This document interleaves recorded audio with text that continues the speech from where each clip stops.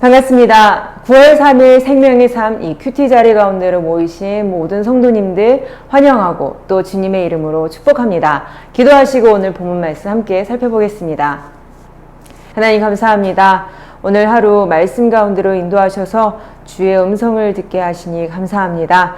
특히 사사기의 본문을 우리가 살펴볼 때 우리의 모습을 바라보게 하시고 우리의 부족한 면을 하나님께 솔직히 내려놓아 이에 머무르지 않고 더욱더 주님의 뜻 가운데로 나아갈 수 있는 우리 되게 하시고 또 결단케 하여 주시옵소서. 이 시간 주님의 음성 듣길 원합니다. 함께 하시고 친히 인도하여 주시옵소서. 모든 것 바라오며 살아계신 주 예수 그리스도의 이름으로 기도드립니다. 아멘. 네, 오늘 본문 말씀 사사기 13장 15절에서 25절까지의 말씀입니다. 마노아가 여호와의 사자를 만나 이름을 묻고 또 번제를 드리는 내용입니다. 그 제단 불꽃에 휩싸여 올라간 뒤에야 마노아 부부는 그가 하나님인 줄 깨닫게 되고 또 그 약속의 말씀대로 마노아의 아내는 삼손을 낳았고 또 그는 하나님의 복을 받으며 자라간다는 말씀입니다. 오늘의 본문 말씀을 함께 읽겠습니다. 마노아가 여호와의 사자에게 말하되 구하옵나니 당신은 우리에게 머물러서 우리가 당신을 위하여 염소 새끼 하나를 준비하게 하소서 하니 여호와의 사자가 마노아에게 이르되 내가 비록 나를 머물게 하나 내가 내 음식을 먹지 아니하리라. 번제를 준비하려거든 마땅히 여호와께 드릴지니라 하니 이는 그가 여호와의 사자인 줄을 마노아가 알지 못함이었더라. 마노아가 또 여호와의 사자에게 말하되 당신의 이름이 무엇이니까 당신의 말씀이 이루어질 때 우리가 당신을 존귀히 여기리이다 하니 여호와의 사자가 그에게 이르되 어찌하여 내 이름을 묻느냐 내 이름은 기묘자라 하니라. 이에 마노아가 염소 새끼와 소재물을 가져다가 바위 위에서 여호와께 드리매 이적이 일어난지라. 마노아와 그의 아내가 본즉 불꽃이 제단에서부터 하늘로 올라가는 동시에 여호와의 사자가 제단 불꽃에 휩쓸려 올라간지라.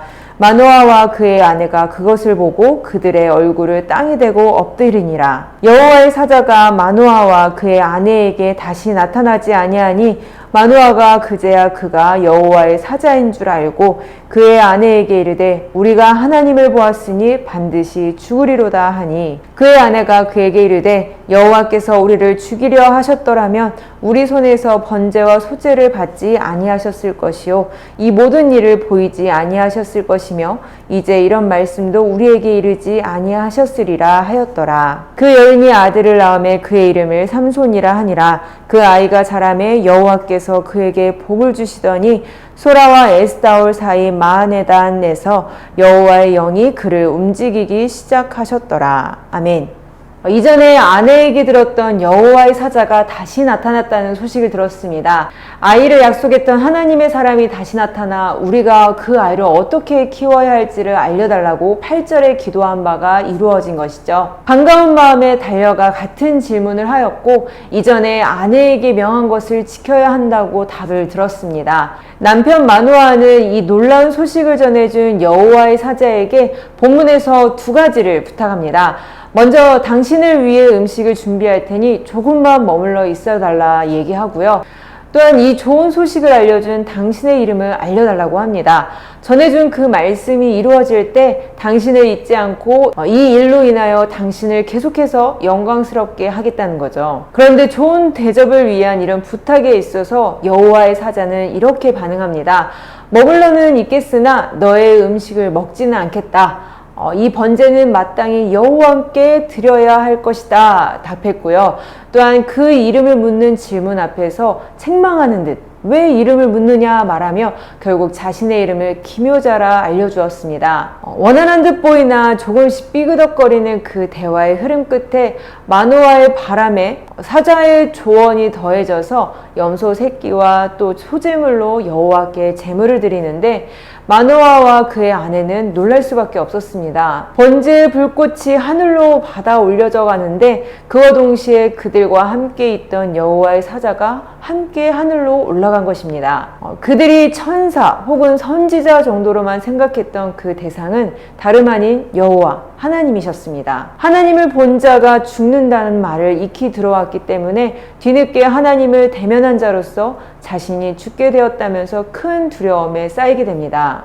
마노아는 단순히 하나님을 대면한 것만으로가 아니라 다시 이전의 상황을 되짚어보면 제안했던 일들에 대해 잘못이 있었음을 깨달았어야 했습니다.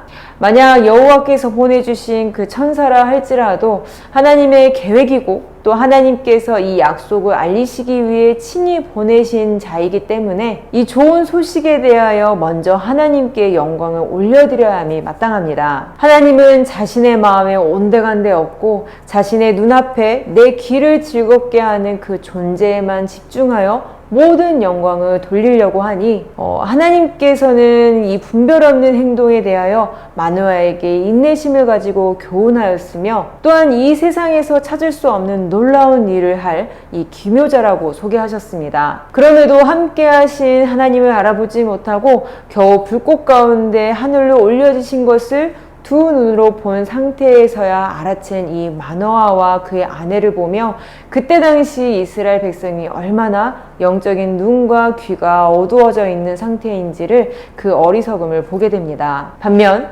그들이 하나님을 알아보지 못하는 그 상황 가운데서도 여전히 그것도 너무나도 선명하게 그들과 함께 하셨음을 오늘 본문을 통해 보게 됩니다. 직접 찾아오셨고 직접 이들에게 약속을 전달하셨으며 어리석음을 직접 교훈하셨고 더 나아가 자신을 기묘자라 소개하며 능치 못할 일이 없는 분이심을 힘있게 말씀하셨습니다. 이 하나님께서 이들과 함께 하셔서 하고 계신 일은 무엇일까요? 불꽃 가운데 하늘로 올려지신 것 같이 눈에 보이는 초월적인 현상으로 자신을 계시할 뿐만이 아니라 아이를 갖지 못하는 불임 여자에게 약속을 주셔서 실제로 이 아들을 낳게 하셨고 더 나아가 이 아이를 자라게 하셨으며 또한 그의 영이 이 아들을 움직여 구원의 일을 시작하셨습니다. 하나님께서 마노아와 그의 아내보다도 더 가까이 우리를 대하고 계십니다. 이미 함께 하셔서 반복해서 말씀하시는 그 음성을 우리가 놓치고 있는 것은 아닐까요? 최근의 일들을 되짚어보면서 내가 경험한 하나님의 성품과 또 그분께서 각자에게 어떤 역사를 하셨는지를 생각해보면 좋겠습니다. 마노아는 참 믿지 못하는 사람입니다. 자신의 두 눈으로 꼭 확인해야 했고 경험해야 직성이 풀리는 사람입니다.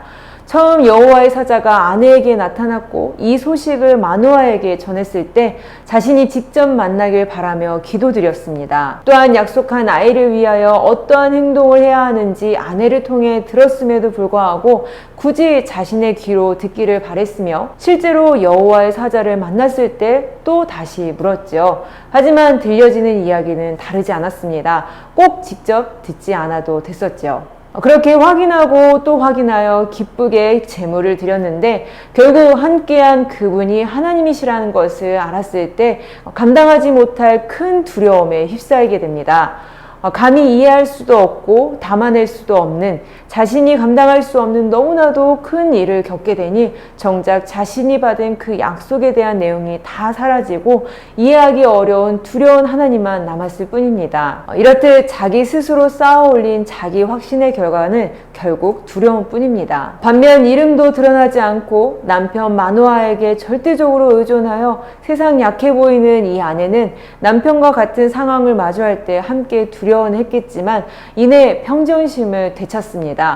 그녀의 주장은 이렇습니다. 23절에 볼 때 현재 자신의 번제를 받으셨다는 그 사실과 두 번이나 나타나셔서 말씀하시고 끝에는 친히 하나님이심을 증명하신 그 시간들을 근거로 우리를 죽이기 위해 나타나신 것이 아니라 어떠한 의도를 가지고 보여주신 것이라고 해석했습니다. 또 가장 중요하게도 아들을 약속하셨고 또한 이 아들을 위하여 주신 명령이 있기 때문에 우리를 죽이러 오신 것은 아니라는 겁니다. 마노아와는 다르게 하나님을 기준으로 하여 이 모든 일들을 기억해내고 해석하였습니다. 무엇보다도 일정 기간을 필요로 하는 미래의 일을 향한 약속 이라는 그 의미를 분명하게 마음에 담았고 또 믿었습니다. 보호받아야만 할 것 같은 이 연약해 보이는 아내가 약속을 근거로 이 평안을 얻게 되니 두려워하는 남편 마누아를 자신의 평안으로 인도하여 타이르고 또 안심시킵니다. 물론 둘 다 하나님을 알아보지 못하는 무지 가운데 있었지만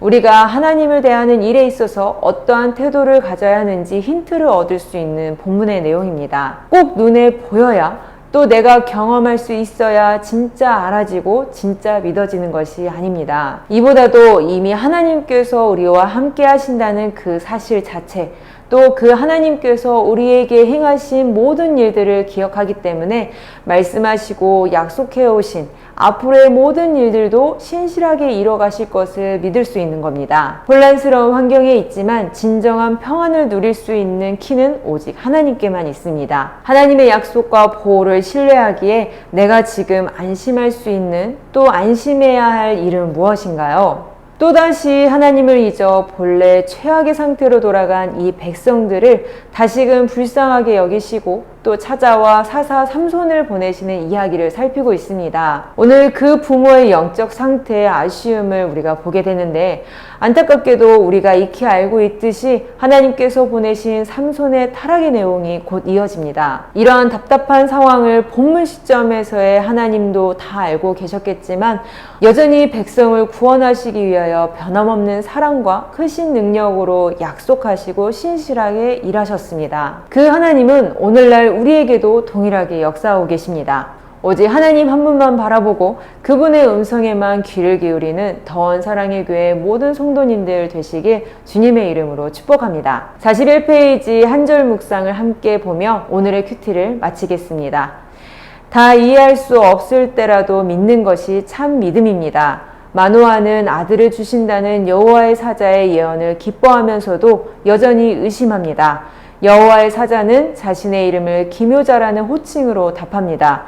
기이하고 놀라운 일들을 얼마든지 이루실 수 있는 하나님으로부터 온 약속이니 확실하게 믿으라는 의미입니다. 기묘자라는 이름에는 하나님의 놀라운 능력이 담겨 있습니다. 그 능력을 경험하면 의심은 곧 경탄으로 바뀝니다. 기도하겠습니다. 하나님 감사합니다. 그 놀라우신 하나님께서 우리의 아버지시고 오늘 또 지금 이 순간에도 우리와 함께 하심을 아버지 믿습니다. 오늘 하루를 살아갈 때 그 크신 능력으로 우리를 인도하실 줄 아버지 믿습니다. 또한 앞으로의 모든 상황들도 열어가시고 또 인도하실 것을 아버지 믿습니다. 그 하나님만을 바라보며 어려운 상황이 있다 할지라도 모든 상황 가운데 평안을 누릴 수 있는 우리 모두가 되게 하여 주시옵소서. 항상 함께 하심에 감사드리며 또 우리의 모든 인생을 하나님께 의탁드리오며 살아계신 주 예수 그리스도의 이름으로 기도드립니다. 아멘.